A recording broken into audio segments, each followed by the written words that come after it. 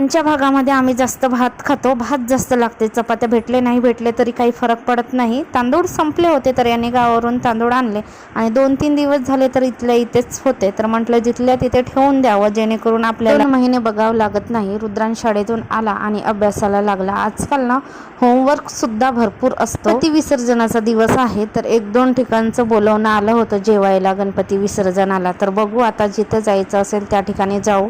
त्याकडची दिवाबत्ती झाली, तुळशीजवळ दिवा, देवाजवळ दिवा. आणि आज काही स्वयंपाक करायचा नव्हता, स्वयंपाकाला सुट्टी होती. हे बत्ती झाल्यानंतर थोडा वेळ अजून रुद्रांशने अभ्यास केला. त्यानंतर आम्ही गेलो गणपतीच्याकडे जेवायला, म्हणजे घरगुती गणपती होता तिथे गेलो जेवायला. तर तिथे बघा मस्त सुंदर सुंदर अशी चिवडीची फुलं होती.